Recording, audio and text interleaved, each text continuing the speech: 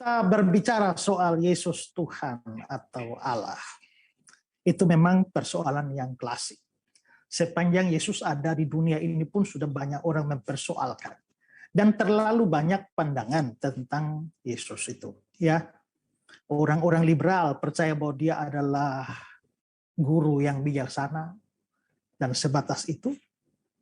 Ada Islam yang percaya bahwa dia seorang nabi saja, dan karenanya dia manusia biasa.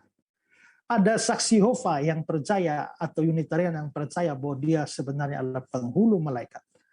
Tapi kekristenan yang Alkitabiah itu percaya bahwa dia adalah Tuhan dan Allah dalam pengertian setinggi-tingginya.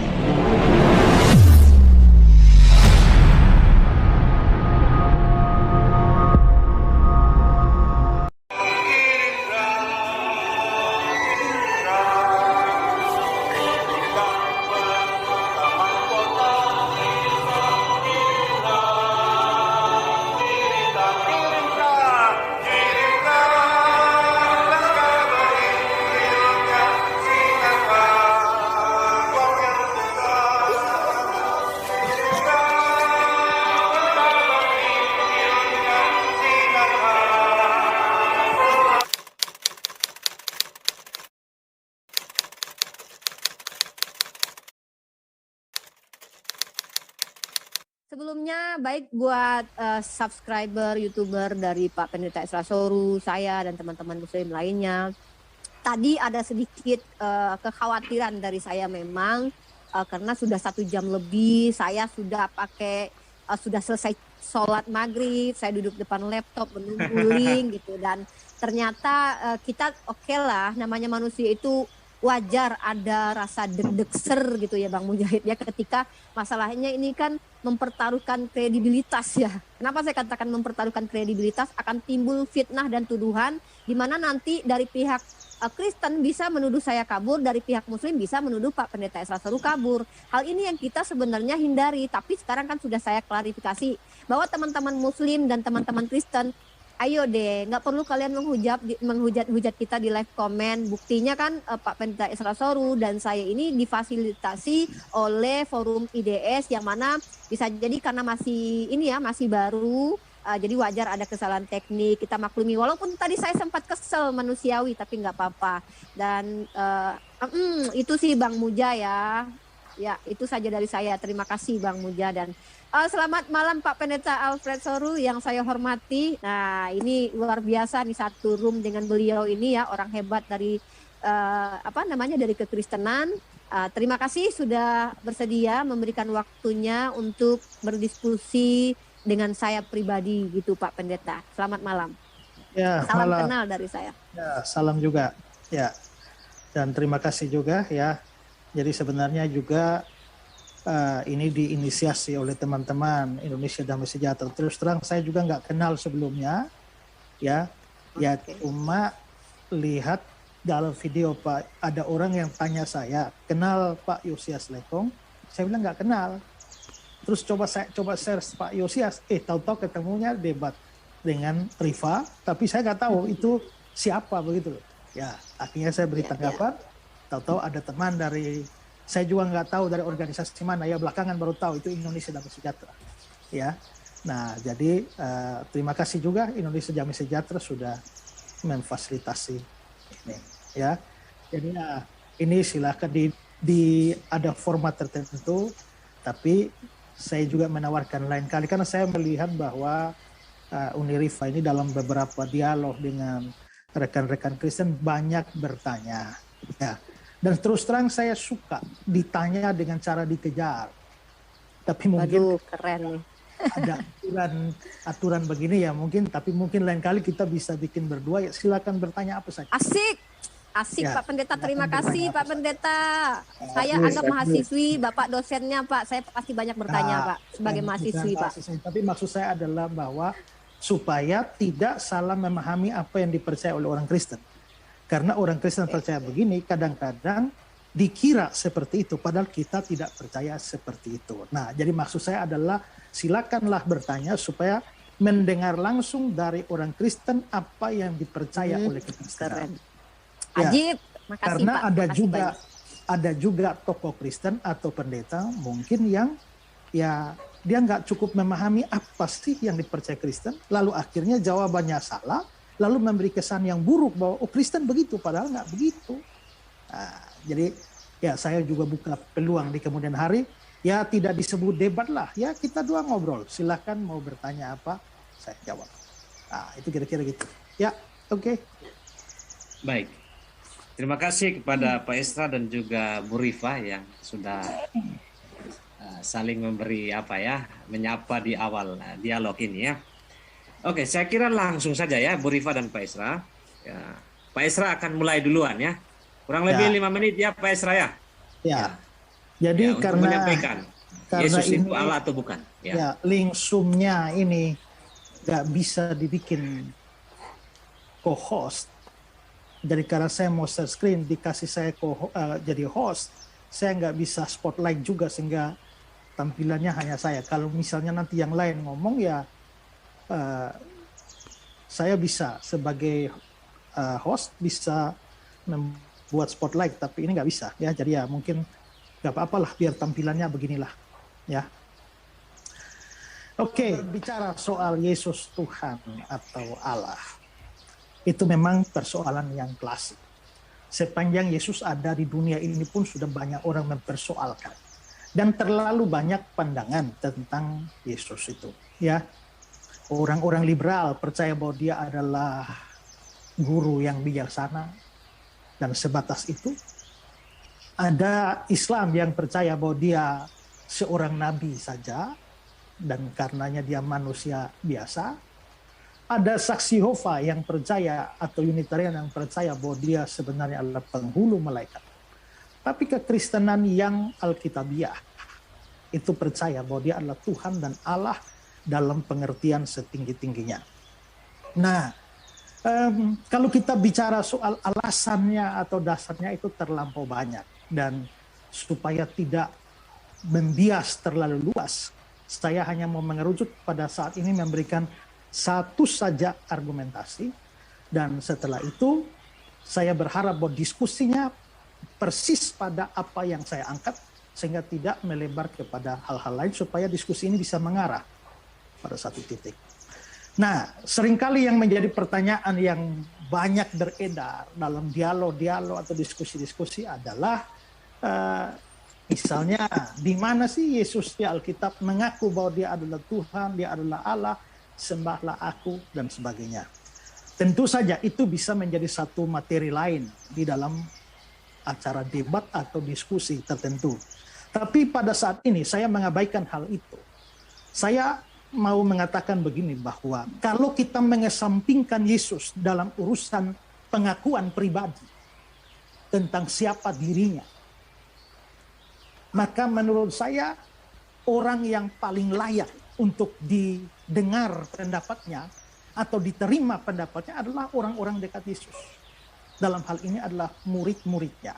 Karena murid-muridnya itu tidur, bangun, makan, minum, dan diajar langsung oleh Yesus. Diajar langsung oleh Yesus. Nah, kalau kita bisa melihat salah satu murid terdekat dari Yesus, itu adalah Rasul Yohanes. Dan Yohanes itu di dalam suratnya, 1 Yohanes pasal 1 ayat 1 dia bilang, apa yang telah ada sejak semula, yang telah kami dengar, yang telah kami lihat dengan mata kami, yang telah kami saksikan, yang telah kami raba dengan tangan kami tentang firman hidup, itulah yang kami tuliskan padamu. Firman hidup ini gelar bagi Yesus. Jadi dengan kata lain, Yohanes sedang berbicara tentang Yesus. Dan dia menyatakan bahwa ini dia kami tuliskan kepada kamu. Nah, yang kami tuliskan kepada kamu ini itu adalah yang telah kami dengar, yang telah kami lihat, yang telah kami saksikan, yang telah kami raba.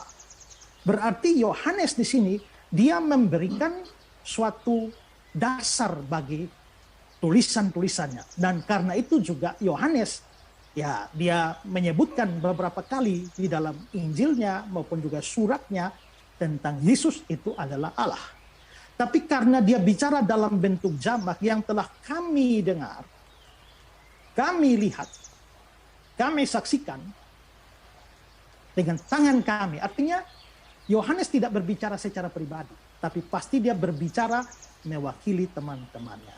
Jadi dengan kata lain, bahwa Yohanes mau bilang bahwa apa yang ditulis atau disampaikan oleh teman-teman dia dan teman-temannya dalam hal ini adalah murid-murid Yesus, itu yang mereka terima, yang mereka lihat, yang mereka saksikan. Ya. Nah, karena itulah ini terlalu luas untuk dibahas, tapi saya cuma mau ngambil satu saja. Ya, satu saja, yaitu ketika salah satu murid dari Yesus, ya, salah satu murid dari Yesus yaitu Thomas, ya, ketika Thomas itu waktu Yesus bangkit, Thomas sebelumnya tidak percaya. Tapi setelah itu, begitu pemunculan Yesus selanjutnya, ketika Yesus bilang, taruhlah jarimu di sini, lihatlah tanganku, kakiku, cucukkanlah ke dalam lambung, jangan tidak percaya lagi. Thomas menjawab dia, ya Tuhanku dan Allahku. My Lord and my God. Nah, pada waktu Thomas mengatakan, ya Tuhanku dan Allahku, seandainya Yesus bukan Tuhan dan bukan Allah, dia mestinya menolak kalau dia memang adalah seorang guru yang bermoral baik. Tapi alih-alih Yesus menolak, Yesus justru menganggap kata-kata Thomas itu sebagai iman. Karena itu dia bilang, karena engkau telah melihat aku, maka engkau percaya. Berbahagialah mereka yang tidak melihat, namun percaya. Berarti kata-kata Thomas, ya Tuhanku dan Allahku, itu dianggap Yesus sebagai sebuah kepercayaan. Sebuah kepercayaan atau sebuah iman.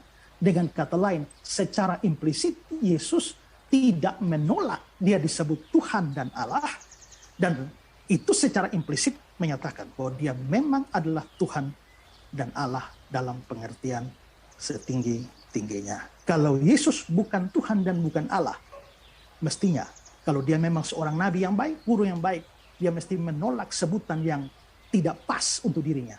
Tapi dia sama sekali tidak menolak, dia menganggap itu sebagai iman. Dari situ saya menilai bahwa salah satu orang terdekat Yesus dalam hal ini adalah murid-muridnya, yaitu Thomas. Ambil contoh satu saja, membuat pengakuan, ya Tuhanku dan Allah.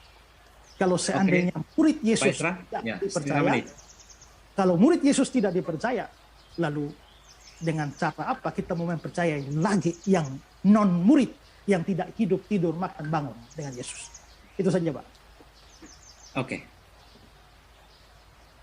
Oke, terima kasih Pak Esra. Selanjutnya, saya kasih kesempatan kepada Bu Rifa, ya. 5 menit ya, Bu Rifa ya. Ya, silakan Bu Rifa untuk menyampaikan sanggahan. Ya. Bismillahirrahmanirrahim. Rabbil shrah li sadri wa yassir li amri wahlul 'uqdatam min lisani yafqahu qawli. Jadi menarik sekali paparan dari Pak Pendeta Esra Soru. Sebenarnya diskusi kali ini tuh tidak berimbang karena satu arah ya, dan kita menggunakan Bible, tidak menyangkut tentang Isa karena judulnya adalah apakah Yesus adalah Allah.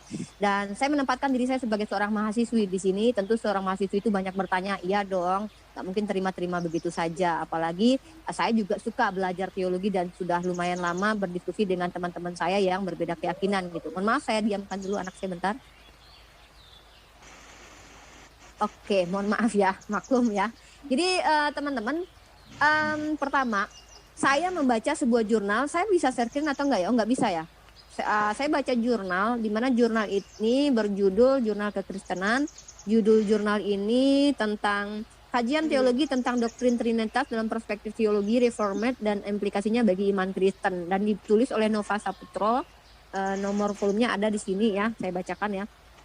Nah, 4 jurnal atau 3 jurnal yang saya baca tentang STT, tentang Trinitas dan sejarahnya, dan di sini ternyata sepakat para penulis jurnal ini menyatakan bahwa Trinitas itu sendiri tidak ada tertulis dalam Bible gitu. Nah, bahkan sejarahnya yang saya pelajari, sebenarnya perpecahan tentang siapa Yesus ini bukan umat Islam yang memulainya duluan, karena sejak mula-mula Yesus itu datang, tentang siapa Yesus itu sudah menjadi sebuah apa namanya ya kontroversi pada waktu itu. Ada yang mengatakan siapakah dia, apakah dia Mesias atau bukan. Ini sebenarnya sudah kontroversi. Nah, pada waktu itu sendiri orang sudah banyak bertanya antara Yahudi dengan yang lain satu sama lainnya gitu.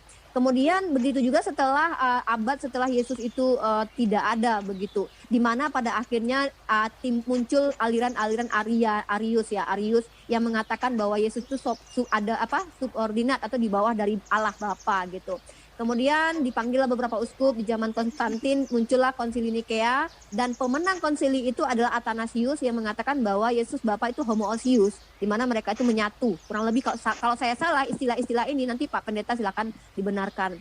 Tapi ternyata setelah Athanasius itu memenangkan konsili Nikea, 60 tahun setelahnya itu tetap menurut penulis jurnal yang saya baca ini aliran Arian ini tidak hilang, tetap ada, tetap menjadi polemik pada waktu itu.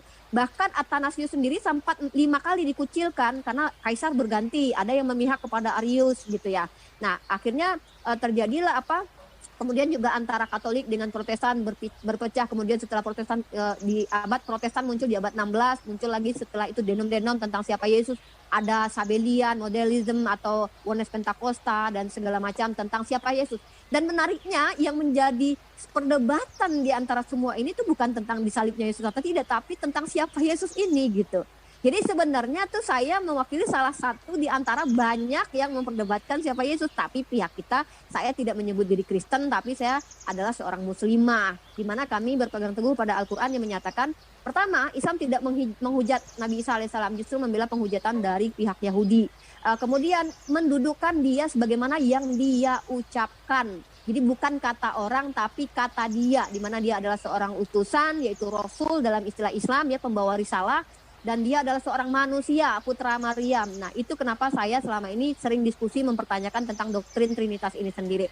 Nah, kemudian kalau tentang doktrin Trinitas yang saya pahami, kalau dari Kristen Protestan yang saya pahami, itu mengambil hasil konsili yang setelah itu ada konsili Konstantinopel lagi, kemudian ada konsili Athanasius yang saya baca di jurnal ini pada tahun 500-an, dan konsili itu final, yaitu one substansi, three personae, kurang lebih begitu.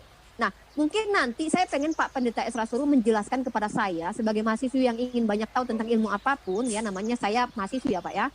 Apa definisi tentang substansi itu begitu. Kemudian nanti jelaskan juga di antara 3 pribadi ini kalau memang dia ada satu zat, satu esensi, itu mana yang lebih yang benar setara dengan Allah, yang sama dengan Allah itu apanya Yesus gitu loh. Kan Yesus ini kan dalam Yohanes 1:14 dikatakan dia adalah firman yang menjadi manusia. Logosnya Allah itu menjadi manusia. Tapi Allah tetap ada. Tapi Allah tidak kehilangan logos. Artinya Allah tidak bingung. Tapi logosnya Allah ini menjadi manusia, Yohanes 1:14. Yang saya tanyakan di sini, dari manusia yang komplit itu, manusia yang memiliki jasad, ruh, dan sifat, mana yang firman itu? Apakah jasadnya, apakah rohnya itu, atau sifatnya?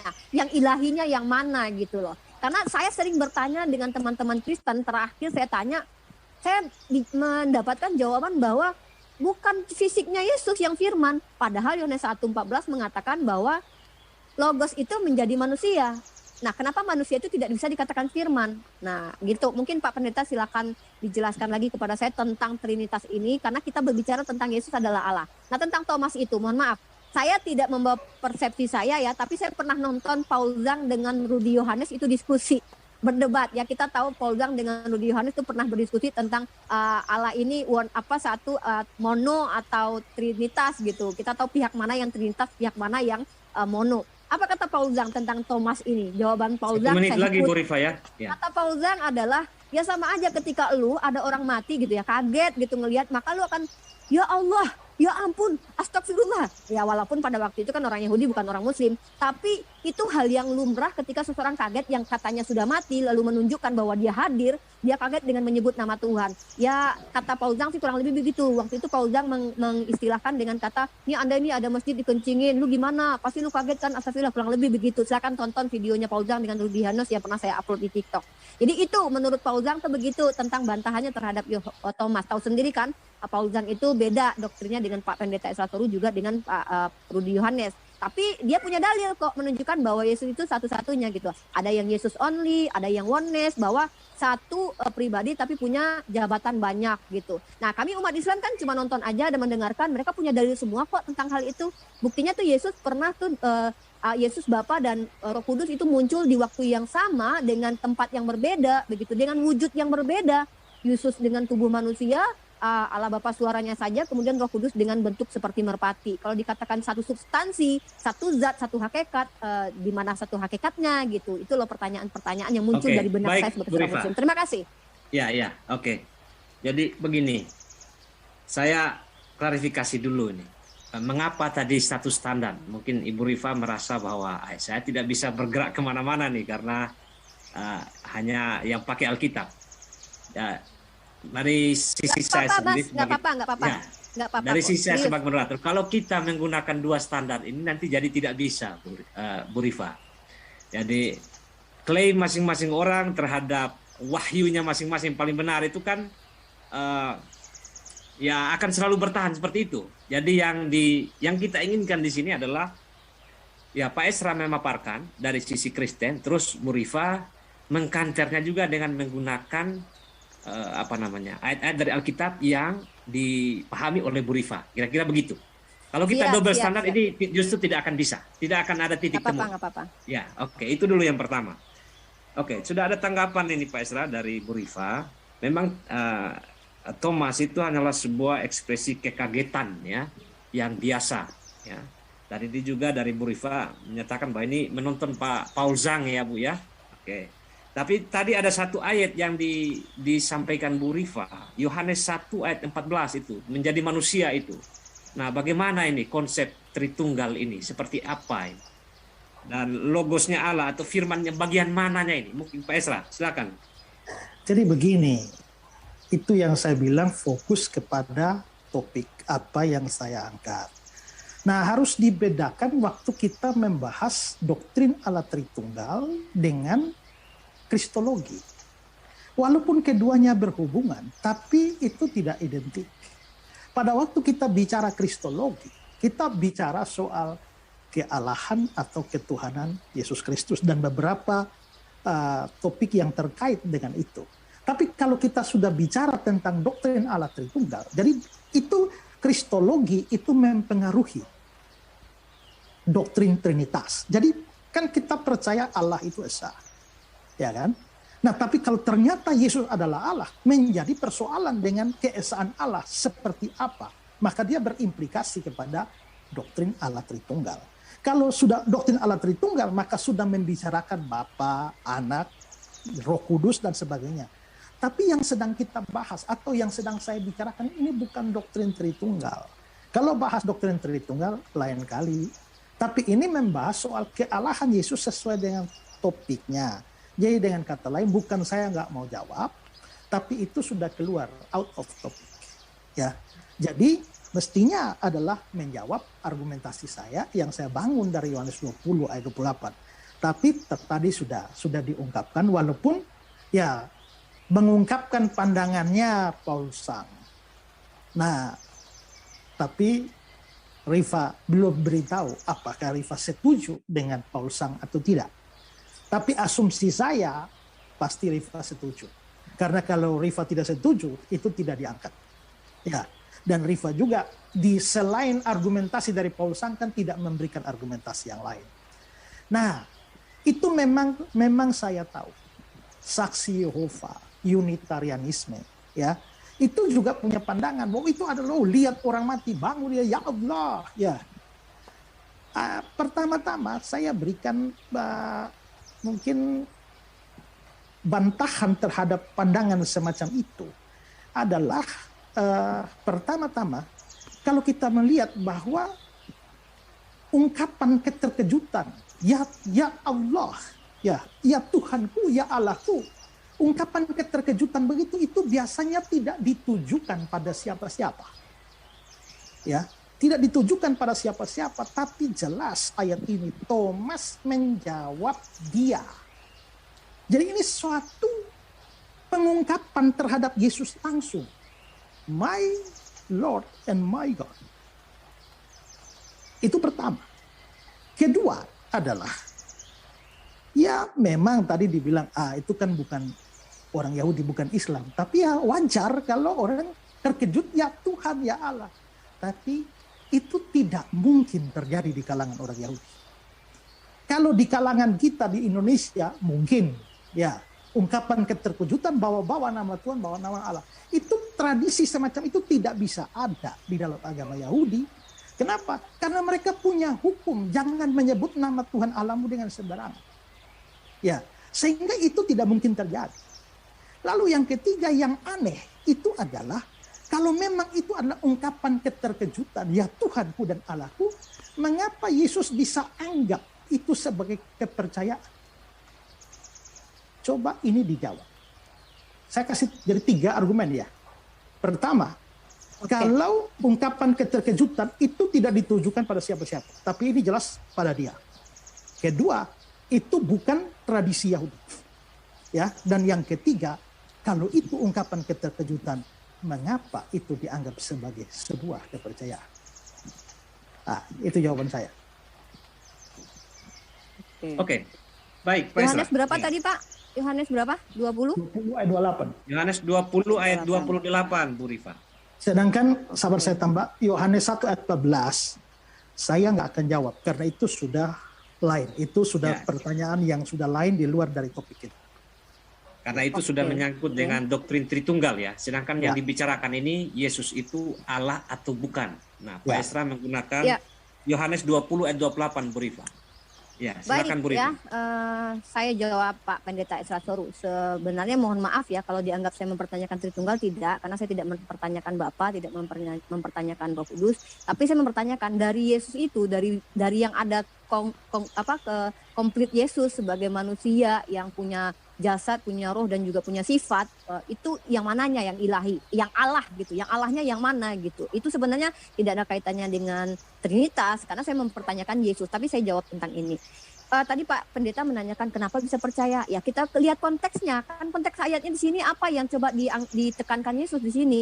Tetapi Thomas, seorang dari ke-12 murid itu yang disebut Dinimus, tidak ada bersama-sama mereka ketika Yesus datang ke situ. Maka kata murid-murid yang lain itu kepadanya, kami telah melihat Tuhan. Tetapi Thomas berkata kepada mereka, sebelum melihat bekas paku pada tangannya dan sebelum aku mencucukkan jariku ke dalam bekas paku itu dan mencucukkan tangan ke dalam lambungnya, sekali-sekali aku tidak akan percaya. Jadi di sini Thomas itu sedang tidak percaya bahwa Yesus itu bangkit gitu loh. Sebelum aku lihat nih orang nih ada cucukannya, ada bekasnya, gue gak percaya. Bukan gue gak percaya dia adalah Allah, bukan gitu narasi yang dibangun Thomas. Tapi Thomas bilang gini, sebelum aku lihat tangannya tercucuk. Ini kan bicara tentang orang yang katanya bangkit dari kematian gitu ya. Ini aneh aja Pak, jangankan ya zaman Thomas gitu. Di zaman manapun gitu kalau ada orang bangkit dari kematian dianggap mati gitu ya. Itu tetap akan menjadi sebuah, nggak langsung diterima gitu aja. Pasti akan ada pertanyaan-pertanyaan, yakin nggak sih, bener nggak sih gitu. Sebelum gue lihat beneran ada bekas-bekas lukanya, gue nggak percaya gitu. Jadi bukan di sini Thomas sedang mengatakan apakah dia adalah Allah maka aku percaya dia adalah, bukan.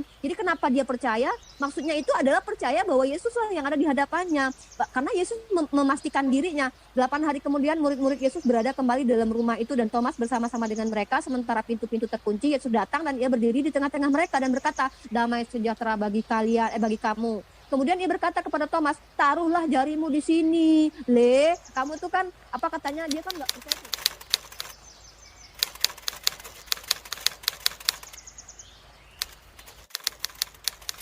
Tengok nih aku tuh masih hidup gitu loh. Nih aku letakin deh jarimu di situ. Dipegang tuh gitu kan. Ulurkan tanganmu dan cucukkan ke dalam lambungku dan jangan engkau tidak percaya lagi, melainkan percayalah gitu. Percayakah sebagai Allah di sini? Mana narasi di sini kalau kita kembali ke perikop ya, Yesus menampakkan diri kepada Thomas bahwasanya kan dia nggak percaya bahwa ada Yesus ini bangkit begitu. Jadi kalau Bapak bertanya kepada saya kenapa percaya, bukan percaya dia adalah Allah, tapi percaya bahwa ini benar-benar Yesus yang bangkit dari kematian dan itu jasadnya utuh beneran gitu, ini Yesus gitu. Itu yang saya baca dari narasi ini, tapi nanti Pak Pendeta silakan.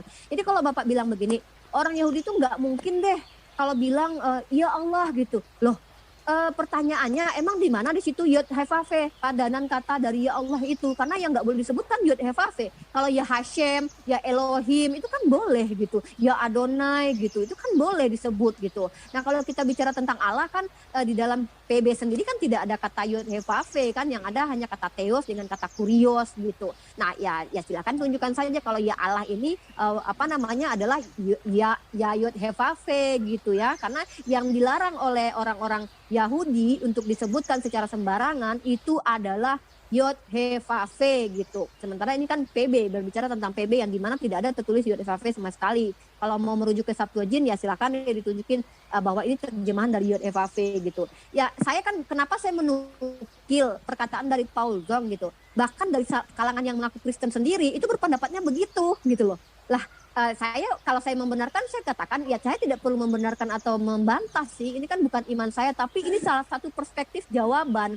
Karena ini logik gitu, logik. Dan Pak Pendeta ya nggak mungkin orang Yahudi. Loh kenapa Bapak bilang nggak mungkin? Kan yang dilarang adalah Yod He Fa Fe, bukan Hashem, bukan Adonai, bukan Kurios, yang juga diterjemahkan sebagai Tuhan gitu. Karena kan dalam perspektif kalian kata Allah itu kan diambil dari kata Elohim lah, diambil dari kata Adonai juga gitu. Karena bagi kalian kan setahu saya Allah itu bukan nama, kecuali Pak Pendeta mengakui bahwa Allah adalah nama, padanannya adalah Yod He Fa Fe gitu. Karena setahu saya teman-teman Kristen tuh tidak pernah menyamakan Yod He Fa Fe dengan Allah, karena Allah itu definisinya sama dengan ilah.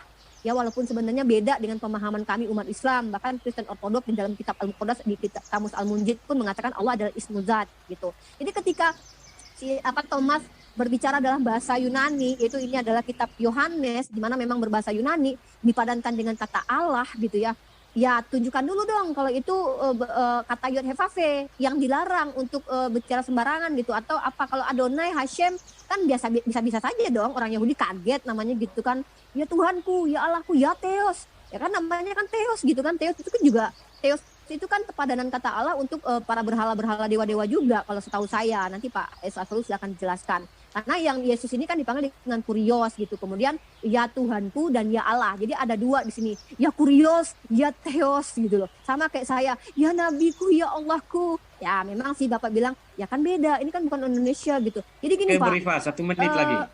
Oke, 1 menit lagi. Jadi intinya begini, apakah benar itu yang dipanggil adalah di mana Bapak bisa memastikan bahwa itu nggak boleh Yod He Fa Fe, kan bisa jadi Hashem, bisa jadi Adonai, bisa jadi Elohim, begitu loh Pak ya. Saya sanggahnya di situ. Terima kasih.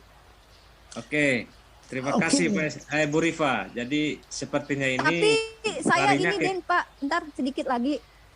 Apakah di sini pada sepakat kalau saya menanyakan di dalam diri Yesus tuh yang mana yang Allah dan mana yang Firman tuh tidak keluar dari topik ya.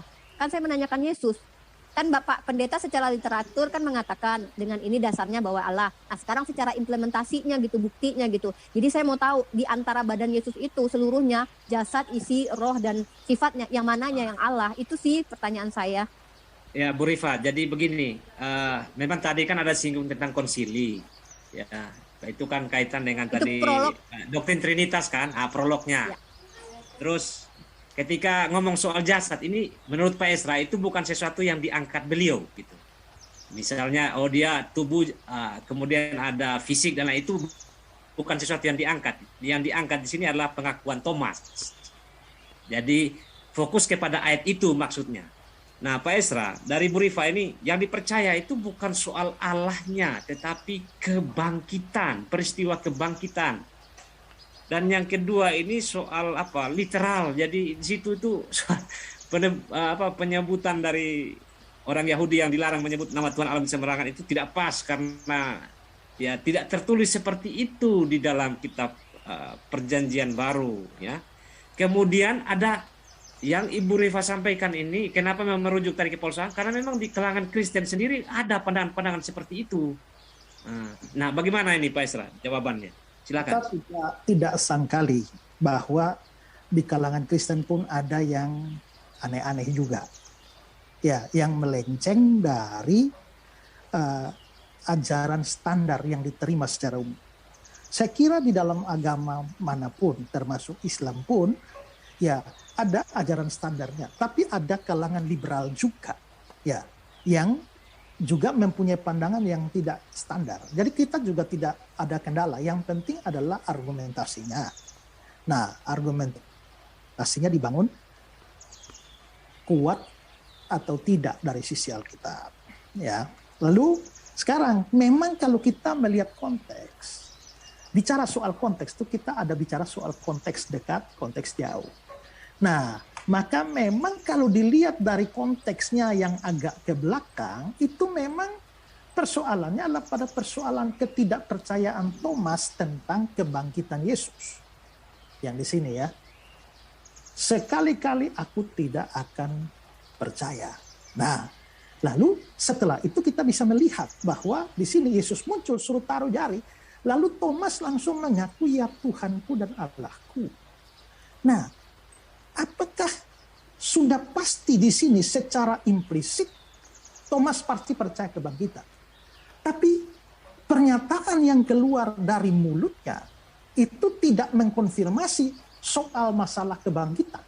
Tapi dia pasti percaya soal kebangkitan. Tapi kepercayaan soal kebangkitan itu diungkapkan dengan bahasa yang lain yang mengungkapkan identitas Yesus yang dia yakini sebagai ya Tuhanku dan Allahku. Jadi kita bisa lihat menunjukkan konteks bahwa Thomas tidak percaya lalu pada akhirnya percaya itu tidak bisa menggugurkan pengakuan dia. Ya. Lalu juga kalau soal masalah, saya tidak persoalkan apakah orang Yahudi itu tidak menyebut nama Allah ya atau Yahweh ya. Yang saya persoalkan itu adalah tidak ada tradisi orang kaget, orang Yahudi kaget lalu tahu-tahu mengucapkan kalimat seperti itu. Ya. Itu tradisi ada pada kita. Tapi bukanlah merupakan kebiasaan orang Yahudi untuk mengucapkan sesuatu. Memang ada ya Tuhan, ya Allah, itu ada. Tapi ya Tuhan, ya Allah sebagai ungkapan kekagetan itu tidak ada. Ya. Nah, karena itulah maka sekalipun ini tidak dalam bahasa Ibrani. Kalau saya bilang bahwa mereka tidak mengucapkan nama itu sama sekali, itu memang menyangkut nama Yahweh.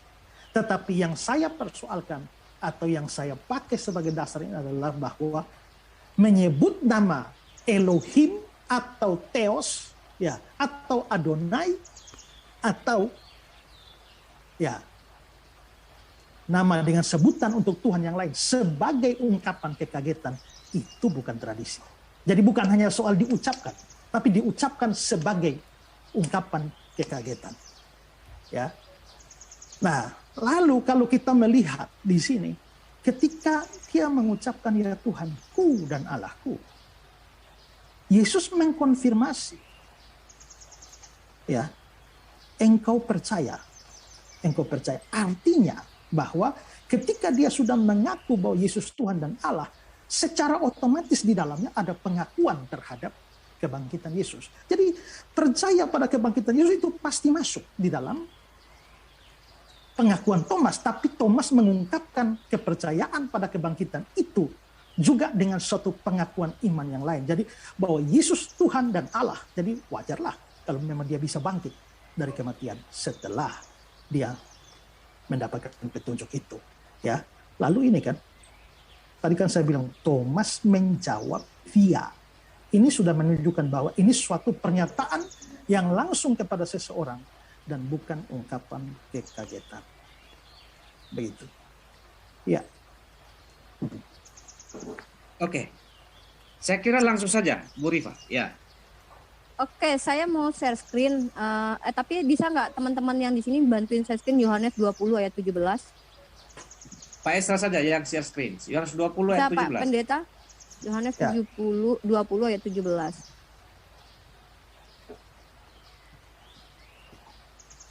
Nah, saya sambil bernarasi ya. Saya tidak mau memaksakan pendapatnya Paul Zhang ataupun yang saya anggap logika juga sih, karena kan bantahannya juga bukan sesuatu yang bisa divalidasi sama data ilmiah gitu, bahwa orang Yahudi tidak pernah begitu, tradisi itu tidak pernah begitu gitu kan. Itu kan harus ada data ilmiah, analisisnya harus ada terbukti begitu. Tapi ini kan pandangan. Cuman kalau kita berbicara tentang Yesus mengatakan bahwasanya Allah gitu ya, dia adalah Allah dan dia diam saja dipanggil Allah. Justru anehnya kalau kita tadi saya searching ayat 20 ini ya, Yohanes 20:17 ini, Yesus sendiri bicara sama Maria Magdalena begini, janganlah engkau memegang aku sebab aku belum pergi kepada Bapa, tetapi pergilah kepada saudara-saudaraku dan katakanlah kepada mereka bahwa sekarang aku akan pergi kepada Bapakku dan Bapamu, kepada Allahku dan Allahmu gitu. Jadi Yesus sendiri mengkonfirmasi bahwa dia sendiri pun punya Allah gitu. Nah, terkait tentang kata-kata Yohanes Thomas atau siapapun lah yang memanggil Allah atau dan Yesus tidak pernah dipanggil Bapa setahu saya ya, karena memang Yesus mengajarkan untuk tidak memanggil Bapa di bumi ini ya, di dalam, silakan Matius pasal 23 nomor 9 Pak Esra diklik. Bahkan Yesus sendiri mengajarkan kepada muridnya loh agar nggak sembarangan memanggil Bapa, karena hanya satu Bapamu yaitu Dia di surga. Matius pasal 23 ayat 9 gitu. Matius pasal 23 ayat 9. Nah, jadi dan janganlah kamu menyebut siapapun Bapa di bumi ini karena hanya satu Bapamu yaitu Dia yang di surga. Andai nih ya kalau Dia adalah Bapa itu gitu ya, kalau Dia juga adalah Allah gitu, atau mungkin beda kali ya, atau saya nggak ngerti, nanti Pak Pendeta jelaskan. Dia melarang orang lain memanggil Bapa selain yang di surga itu, Allah itu di surga gitu. Sementara Dia pada waktu itu di bumi. Nah, Dia di bumi ini berarti Dia tidak menerima kalau Dia dipanggil Bapa, karena kata Dia jangan panggil siapapun di bumi, karena Dia masih di bumi nih bicara. Tapi karena Allah kalian tuh, Bapa kalian tuh cuma satu, cuma Allah, hanya satu Bapamu gitu, yaitu Dia di surga. Bapa kalian tuh cuma satu, itu yang di surga. Nah, apakah bagaimana Pak Pendeta Sratoro untuk mempertanggungjawabkan ini gitu. Kemudian jadi tadi saya sudah katakan ya, kata Pak Pendeta kan di mana Thomas bisa percaya, kan saya sudah bilang kalau Bapak memang mau bernarasi bahwa Thomas itu percaya bahwa dia adalah Allah, di situ kan kita lihat konteksnya. Saya malah pakai perikopnya lagi gitu kan. Biasanya kan teman-teman Kristen tuh bicara jangan lepaskan teks dari konteks dong gitu kan. Ini malah saya pakai perikop di mana di situ Thomas sedang bilang bahwa aku nggak akan percaya sebelum melihat Dia gitu. Ini bicara tentang orang yang bangkit dari kematian. Sama aja Pak kayak kita nih, ada yang bilang nih, ada yang si Anu tuh udah mati tapi dia bangkit. Ya aku nggak akan percaya kalau aku belum lihat jasad dia. Bukan berarti aku nggak percaya kalau dia adalah bapak si Anu, bapak siapa, atau dia adalah si Anu gitu. Tapi dia bangkit beneran nggak gitu. Aku mau pegang dulu nih kulit dia atau tangan dia. Nah itu aku ulangi lagi. Silakan Bapak tanggapi lagi tentang itu. Kemudian kalau kita lihat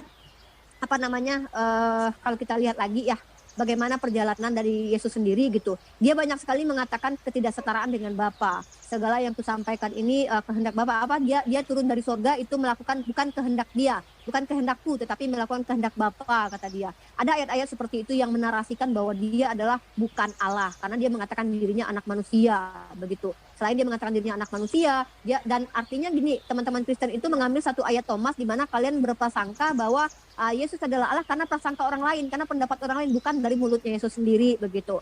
Nah, sebenarnya kenapa kalau Pak Pendeta Sratoro bilang ini tidak penting, ya nggak masalah. Tapi kalau bagi kami Muslim, deklarasi ketuhanan itu penting. Ya bagaimana mau menuhankan seseorang atau sesosok, sementara dia nggak ngaku gitu. Ini kan mengakibatkan keambiguan sebenarnya. Tapi kalian justru menganggap dia adalah Allah. Karena kalau kita percaya terhadap anggapan orang lain terhadap Yesus, banyak Pak anggapan orang lain terhadap Yesus. Ada yang menganggap dia nabi, ada yang mengatakan dia hamba, ada yang mengatakan dia utusan, bahkan ada yang mengatakan dia, mohon maaf ya, orang yang kena gangguan jiwa. Ada tuduhan-tuduhan seperti itu. Bahkan orang Yahudi bilang dia adalah penyihir segala macam, misalkannya dari perspektif Yahudi gitu, tuduhan-tuduhan gitu. Apakah kita akan mengangkat Yesus sebagaimana anggapan orang? Kan begitu.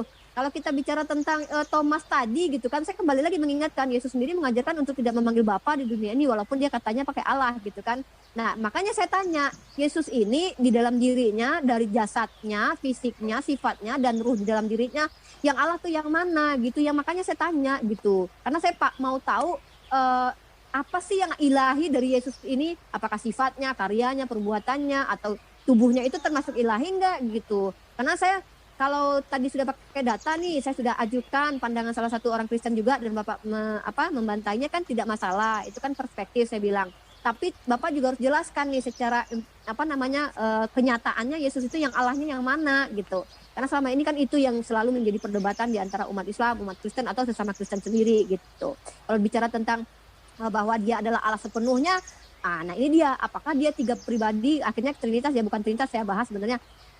kepribadiannya juga beda Pak dengan Tuhannya Bani Israel gitu. Karena saya baca kitab-kitabnya Bani Israel mengatakan dengan siapa kalian hendak menjadikan aku sama, ya Tuhannya Bani Israel nggak mau disamakan dengan siapa lah. Yesus sama seperti manusia begitu kan. Kemudian banyak dalil-dalil yang mengatakan akulah Tuhan satu-satunya, di sampingku tidak ada Tuhan lain lah. Yesus Bapa ada di surga, Yesus ada di bumi. Walaupun itu akhirnya 3 pribadi dan segala macam lah Trinitas itu, tapi tetap Yesus ini yang mananya, yang Allahnya, yang ilahinya yang apa nih gitu. Mungkin itu saja sih yang pengen saya tahu dari Bapak. Karena kalau kita bicara tentang Yesus dianggap Allah karena dia adalah firman yang menjadi manusia, kembali lagi, yang manakah yang Allahnya, yang ilahinya, yang firmannya itu yang mana sehingga dia layak dijadikan sebagai Allah gitu, sehingga dia dianggap sebagai Allah gitu. Di mananya gitu, apanya gitu, mungkin itu. Ini nggak bahas Trinitas tapi tentang Yesus pribadi. Kalau tentang Thomas tadi, ya saya kan sudah katakan itu salah satu perspektif dari Paul Zong sendiri yang masuk logika bagi saya, dan tapi Bapak bantah dengan cara nggak mungkin orang Yahudi seperti itu. Ya mari kita kasih data ilmiahnya mana bahwa orang Yahudi tidak punya tradisi seperti itu gitu. Kita kan nggak bisa sembarangan berbicara. Kalau kita cuma asumsi kan bisa ditolak gitu. Tapi kalau memang ternyata setelah penyelidikan orang Yahudi tidak pernah berkata-kata seperti itu, karena teriakan-teriakan seperti itu banyak Pak. Hosana untuk Raja Daud, wahai anak Daud, itu sering teriakan-teriakan begitu sering gitu kan. Lalu kenapa aneh kalau ya Allahku gitu kan, Hosana itu kan banyak teriakan-teriakan begitu ketika Yesus naik keledai kalau nggak salah gitu ya, teriakan-teriakan seperti itulah. Oh, wahai anak Daud apa. Jadi kenapa aneh kalau ada yang mengatakan ketika melihat adat yang dianggap mati tiba-tiba bangkit kembali dan ada di hadapannya dipegang ya orangnya ternyata sama gitu, terus dia menyebut nama Tuhannya gitu walaupun bukan nama Yud-Heh-Vave gitu. Jadi itu sih ya data ilmiahnya ya. Ini maksudnya begini Bu Rifa. Tadi kalau saya tidak salah ini Pak Esra bilang itu bukan soal kekagetannya, karena di ayat itu Thomas menjawab dia. Nah, mungkin ini yang perlu direspon oleh Bu Rifa, bukan kekagetan. Bukan begitu ya Pak Esra ya? Ya, begitu kan? Thomas menjawab dia. Bukan kekagetan, ya, bukan penyebutan nama. Tapi menjawab langsung ini. Mungkin itu yang di poin yang perlu stressing oleh Bu Rifa. Ya wajar lah Thomas menjawab dia gitu. Orang di hadapannya kan Yesus. Masa yang dijawab dia Pak Esra Soru? Ya nggak mungkin lah, kan di hadapannya Yesus gitu. Jadi wajar dia, ya Allah ya Tuhanku gitu kan. Dia cucukkanlah tanganmu kepadaku. Yang ngomong kan Yesus. Ya harus dijawab ya Yesus dong. Masa yang dijawab si Pontius Pilatus? Kan harus yang di hadapannya dong yang ngomong itu. Nih kamu pegang nih, ini aku nih misal sama Pak Pendeta Esra Soru nih. Pak ini aku loh Pak Rifa, Pak kemarin aku pingsan 7 hari Pak, aku bangkit nih. Enggak, aku nggak percaya, katanya kamu pingsan 7 hari, kamu koma katanya Fa. Enggak Pak, ini Pak lihat Pak, ini nih Pak, tengok nih pegang Pak. Terus dipegang Pak Esra Soru dong. Hah, Yesus sama Sia misal gitu ya. Terus aku ya otomatis Pak Pendeta jawab aku dong, masa jawab yang lain gitu. Nah kembali lagi, penekanan Yesus mengajarkan kepada murid-muridnya jangan memanggil Bapa di bumi ini hanya kepada satu Bapa kalian, yaitu Allah yang di surga, sementara Yesus di bumi tuh. Itu juga jadi pertanyaan juga bagi saya gitu kan. Allahnya jadi yang mana nih gitu kan, berarti ada 3 Allah apa 2 Allah kan, ujung-ujungnya begitu nanti ya, biar nggak terjadi kesalahpahaman lah di antara kita gitu kan. Walaupun nanti itu konsep Trinitas mau dibahas lagi juga nggak apa-apa nanti next time. Tapi ya kembali lagi Yesus ini tuh apanya yang ilahi gitu loh. Apanya yang ilahi dari Yesus? Apakah badannya, sifatnya, roh yang di dalam dirinya, atau apa gitu? Itu tolong dijawab deh Pak gitu. Mungkin ini apa? Iya. Mungkin itu nanti akan jadi isu lain ya Bu Rifa ya, karena memang akan ada di ayat lain. Mungkin kita tuntaskan kembali ke soal ekspresi kekagetan ini. Kalau Pak Esra tadi kan bilang ini bukan soal kekagetannya, karena di situ ada kata menjawab. Tapi Bu Rifa bilang ya wajar lah karena memang begini di hadapan langsung gitu ya. Sulit Abang kalau ketemu orang yang udah mati bangkit kembali, Abang kaget apa enggak? Ya. Kemudian terima kasih. Kemudian tadi juga ada dari Bu Rifa bilang mengatakan tidak mungkin tradisi itu juga butuh suatu studi lanjutan begitu Pak. Kalau kita mengatakan bahwa tidak ada dalam tradisi Yahudi seperti itu. Nah ini juga butuh studi lanjutan, artinya masih dipertanyakan. Saya tunggu datanya. Saya tunggu data itu. Nah ini jawabannya bagaimana nih Pak Esra? Nah, soal tadi. Jadi begini, kalau mau menjawab semua pertanyaan Rifa ini kan dia akan melebar kemana-mana. Ya, jadi saya memang sengaja tidak mau. Itu nanti bikin session lain lah. Ya, mau ada session lain, jangan menyebut siapapun Bapa di bumi, itu urusan lain. Ya, nah. Tapi yang jadi dikatakan tadi bahwa sudah menunjukkan konteks, saya juga menjelaskan dari konteks. Nah, sekarang tadi dia bilang kalau mau ikut pandangan orang-orang, juga ada banyak yang menyebut dia bahkan orang gila dan sebagainya. Bukan soal pandangan orang saja, tapi siapa orangnya. Dan yang saya angkat ini adalah murid langsung dari Yesus. Jadi bukan sembarang orang memang bisa ngomong lah dia orang gila, dia kerasukan setan, tapi ini murid langsung yang hari-hari makan tidur bangun dengan Yesus. Nah, lalu sekarang gini loh, teks itu harus dibaca apa adanya. Bahwa Thomas berkata, ya Tuhanku dan Allahku. Itu teks itu apa adanya, eksplisit seperti itu. Kalau ternyata ada yang mempunyai pandangan bahwa, oh itu bukan pengakuan, itu cuma kekagetan. Kalau memang itu kekagetan, justru beban pembuktian ada pada pihak yang mengatakan itu. Coba tunjukkan satu ayat di Alkitab bahwa ada orang kaget, orang Yahudi kaget, lalu bisa menyebut nama Tuhan seperti itu. Beban pembuktiannya ada di sana, karena saya melihat teks apa adanya. Tapi yang mau menafsirkan teks itu bukan apa adanya, dia yang punya tanggung jawab membuktikan. Jadi saya harus bertanya, kalau memang Paulus sang atau siapapun yang mengatakan itu kaget, maka dia wajib menunjukkan bahwa ada tradisi orang Yahudi kalau kaget mengucapkan demikian, ya. Nah, lalu kalau kita melihat memang dikatakan bahwa masa kau berhadapan dengan Yesus, masa kau dia bilang apa Pontius Pilatus atau Pak Estrasorus, bukan. Orang kalau kaget, itu ungkapan kaget, dia tidak, kalau kita lihat di dalam versi King James misalnya, ya itu dikatakan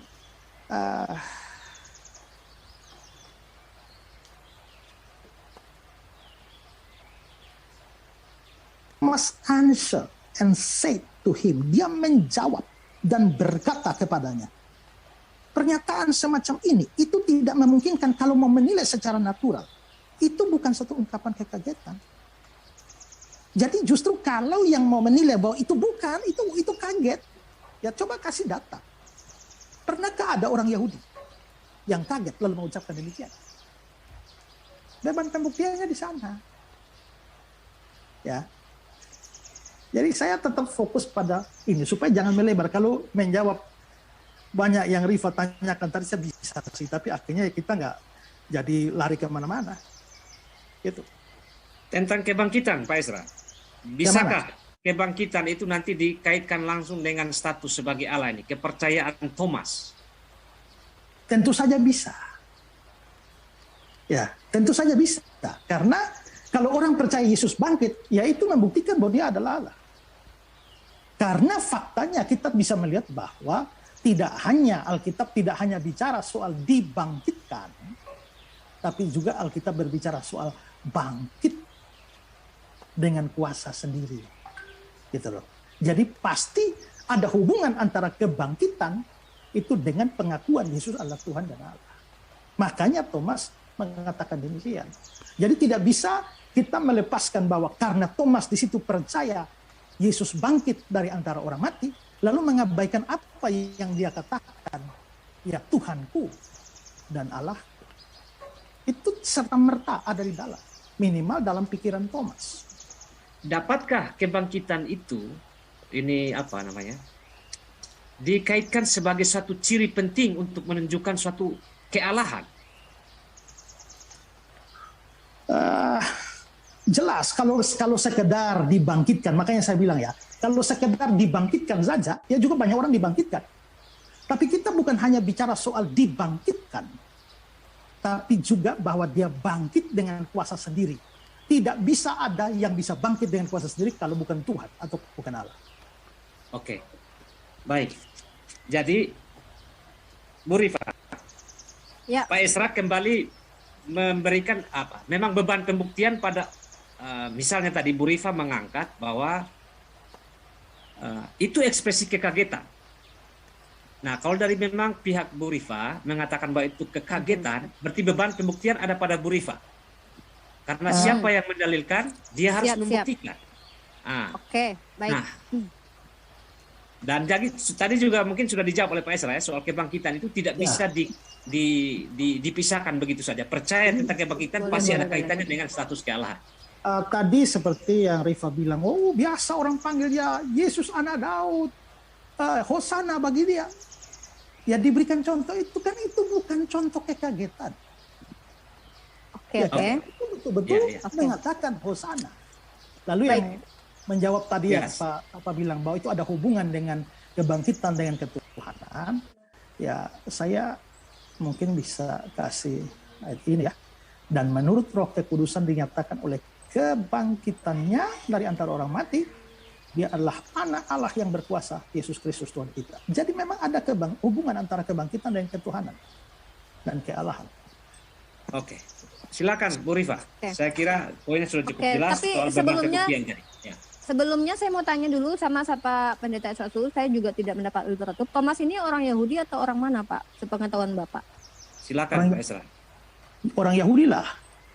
Di mana Pak itu, biar saya lihat dulu gitu. Nanti biar pembuktiannya biar nanti saya cari, karena saya mengutip pendapat Paul Zong dan memang itu logik bagi saya. Kenapa?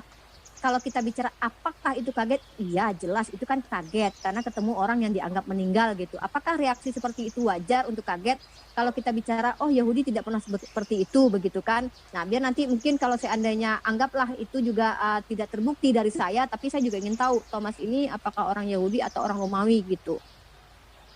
Ya, silakan Pak Esra. Oke, Thomas ini siapa dulu. Nanti nggak apa-apa. Berarti kan Pak Esra membebankan kepada saya untuk membuktikan bahwa itu adalah reaksi kaget yang wajar gitu. Karena gini, ketika ketika murid-murid Yesus melihat Yesus hidup dalam keadaan seperti itu, yang hanya memanggil seperti itu kan cuma Thomas, yang lain kan tidak gitu. Kalau memang muridnya semua tahu, apalagi ya kayak Petrus yang dekat banget, Yohanes yang dekat banget dan segala macam, kenapa juga tidak seperti Thomas memanggil gitu, ya Allahku kepada Yesus begitu ya? Apa cuma Thomas saja yang menyadari kealahan Yesus gitu? Kemudian gini nih yang menarik bagi saya lebih cenderung ke ini deh, ke Yesusnya sendiri ya. Saya masih ingat dalam dalam kitab Markus pasal ke-10 nomor 18 begitu. Kalau kita baca silakan Pak Esra di ini aja di share screen.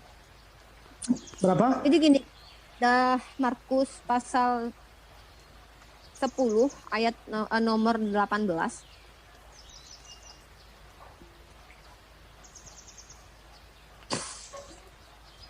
Nah, jadi nanti ya ini ya. Kenapa saya nggak percaya bahwa Yesus di waktu itu disebut dengan Allah itu menurut pemahaman tertulisnya begitu, hanya kaget dan menyebut kepada Theos gitu, Theos yang pada waktu itu memang sudah ada ya, baik dewa-dewa atau apapun lah gitu. Karena begini, Yesus sendiri ya, jangankan memanggil Allah, jangankan memanggil Bapa. Pertama Bapa nggak boleh, kata dia jangan panggil Bapa. Memanggil dia baik aja tuh Yesus tuh nolak, bayangin gitu. Begitu Yesus tuh ngomong, mengapa kau katakan aku baik? Kata Yesus, tak seorang pun yang baik selain daripada Allah saja gitu. Nah di situ dia menolak, dikatakan baik, yang baik itu cuma Allah. Lah ini juga menjadi pemikiran bagi saya gitu. Ini saya lebih ini ke Yesus ya Pak Pendeta, lebih ini ke Thomas. Saya lebih percaya ke Yesus, Bapak lebih ke Thomas. Nah kemudian tentang kaget, kalau memang itu murid-murid menyadari, anehnya kenapa cuma Thomas doang yang gitu yang menyadari, bahwa kalau di dalam kitab Lukas nomor 24, 26 sampai 37 coba lihat. Murid itu juga kaget yang lain gitu, bukan cuma si Thomas doang yang kaget gitu. Tapi saya Lukas nanti berapa, minta literatur. Lukas 24. Saya pengen tahu, saya cari-cari tadi Thomas tuh orang Yahudi apa orang Romawi, soalnya namanya kan nama kayak Romawi mungkin ya dia Yahudi. Yahudi ya. Kata Pak Esra tadi. Yahudi. Ya, saya minta datanya aja deh gitu. Lukas pasal 24 nomor 26 ayat 37.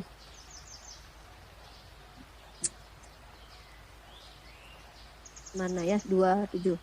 Mana 27-nya? Mereka terkejut dan takut dan menyangka bahwa mereka melihat hantu gitu loh. Jadi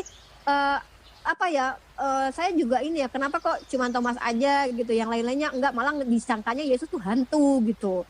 Nah jadi wajar kalau menurut saya tuh Thomas mengucapkan itu, dan saya sepakat dengan Paul Zong kali ini bahwa itu bukan berarti menganggap Yesus Allah, karena ya namanya juga kaget, itu tuh wajar ya. Tapi tidak apa-apa kata Pak Pendeta saya yang membuktikan bahwa memang orang kaget tuh seperti itu gitu ya. Karena saya juga harus tahu nih Thomas ini dia benar-benar Yahudi atau bukan Yahudi, dia hidup dalam tradisi Yahudi atau tidak gitu. Dia sudah mengenal kitab Torah atau tidak, dia tahu nggak kalau menyebut Yahweh itu sembarangan nggak boleh gitu. Saya juga ingin tahu begitu. Nanti baru mungkin kita next lanjut kapan-kapan kita untuk saya cari-cari dulu juga gitu ya, karena saya tidak membaca tentang tradisi orang Yahudi terlalu dalam dulu gitu. Tapi setidaknya saya lebih percaya kepada Yesus yang mengatakan jangankan dipanggil Allah, dipanggil Bapa nggak boleh, apalagi dipanggil Allah gitu ya. Dia aja bilang jangan kau katakan aku baik, soalnya yang baik itu cuma satu, itu Allahmu yang di surga gitu. Jadi saya tuh lebih ke ini Yesus sih, lebih ke pernyataan Yesus gitu. Jadi tiba-tiba ada orang yang bilang kamu Allah, lah Yesus saja bilang dituduh baik dia aja nggak terima gitu ya. Apalagi dituduh Allah, karena yang baik itu cuma Allah dan Allah itu di surga. Begitu Pak Pendeta. Mungkin itu sih dari saya perspektif sanggahan tentang Thomas ini memanggil Yesus sebagai Allah.